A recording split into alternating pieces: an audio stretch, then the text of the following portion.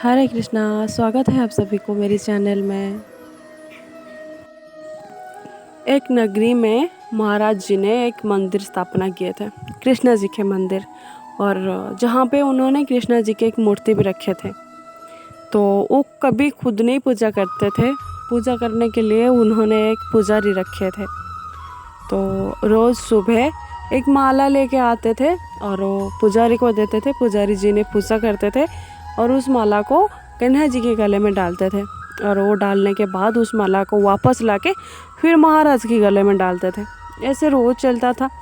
एक दिन क्या हुआ, अचानक से सुबह महाराज जी का तबीयत ख़राब हो गया और उन्होंने मंदिर तो आ नहीं पाए। उन्होंने अपने एक सेवक के हाथ में उन्होंने पुजारी महाराज तक एक माला भेजे। तो सेवक जी ने आकर महाराज पूजक जी को बोले कि महाराज जी की तबीयत थोड़ा ख़राब है, वो नहीं आ सकते, और उन्होंने ये माला भेजे हैं कन्हैया जी के लिए। तो पूजक ने वैसे जैसे पूजा करता था वैसे पूजा करा और माला को कन्हैया जी के गले में डाल दिया। तो सोचा राजा नहीं आएंगे, इस माला कन्हैया जी के गले में डालने के बाद वापस लाके खुद पहन लिया। तो वैसे शाम हो गया और शाम के टाइम में तो सेवक ने आके बोला कि महाराज जी अभी मंदिर आ रहे हैं। तो पुजारी महाराज डर गया कि अभी मैं क्या करूं, मैं माला तो खुद पहन लिया हूं, अब क्या करूं। अब वो क्या करे, फिर अपने गले से निकाल के माला वापस कन्हैया जी के गले में उन्होंने डाल दिया। तो जब महाराज आके मंदिर में पहुंचे तो तुरंत जैसे वो विधि था वैसे करा, और फिर क्या करे, कन्हैया जी के गले से वो माला निकाल के महाराज जी के गले में पहना दिए। तो पुजारी जी कई सालों से पूजा करते करते वो बूढ़ा हो गए थे, उनके बाल सफ़ेद हो गया था। जब उन्होंने वो खुद की गले में डाले थे तो माले में उनका एक सफ़ेद बाल लग गया था। तो महाराज जी ने जब देखे, बोले कि मैंने नहीं आया तो तुमने माला को खुद पहन लिया था। तो पुजारी जी ने बोला नहीं, ये माला मैंने नहीं पहना था, वो जो कन्हैया जी है उनकी बाल सफ़ेद हो गया है और ये कन्हैया जी का बाल है। तो राजा जी ने बोले कि मेरे से झूठ बोल रहे हो, और कल तुम श्रृंगार नहीं करवाना कन्हैया जी का, मैं खुद आऊँगा और कन्हैया जी के श्रृंगार मैं खुद करवाऊँगा। ये बोल के वो चले गए। बेचारा पुजारा जी वो तो सोच में पड़ गए कि मैंने तो बोल दिया, अब मैं क्या करूँ। वो कन्हैया जी के चरण में गए, बोले ठाकुर जी मैंने गलती करा है झूठ बोल के, और मैं माफ़ी मांगता हूँ आपसे, ऐसा गलती कभी नहीं करूँगा। ठाकुर जी मुझे माफ़ कर दीजिए, अब मेरा ज़िंदगी आपके हाथ में है।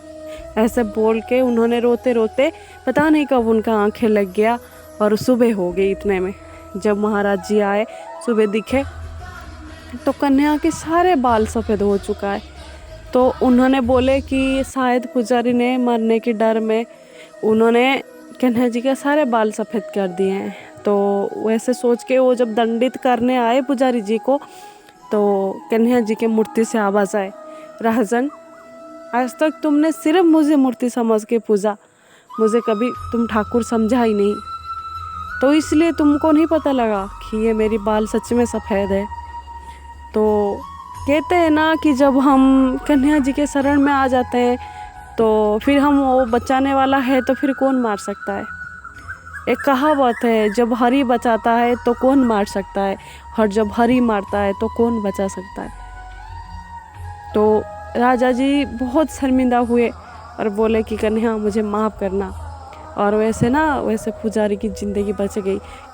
ऐसे बच गया ना, तो उसने खुद को समर्पण कर दिया। जब हम खुद को ठाकुर जी के चरण में, हरि के चरण में खुद को समर्पित कर देते हैं, कह देते हैं मैं जैसा भी हूँ, जो भी हूँ कन्हैया तूने बनाया है मुझे, मैं तेरा हूँ, रख ले अपने चरण में एक धूल बना के, तो फिर कोई डर नहीं हमें होता। दुनिया चाहे कुछ भी हो जाए, जो भी हो, हमारे फिर डर नहीं रहता। जब हमारी रखवाले हरि होता है, हमें मारने वाला कोई नहीं होता। तो खुद को ना, अभी भी टाइम है, खुद को उनकी चरण में खुद को समर्पित कर दीजिए। बोल दीजिए आज ही कन्हैया को कि ठाकुर जी जैसे भी हूँ मैं तेरा हूँ, तो फिर दिखना सारे विपद टल जाएगा। हम उनके हैं तो फिर डर किसका है। बोलो राधे राधे, जय श्री कृष्ण, बोले जय राधे।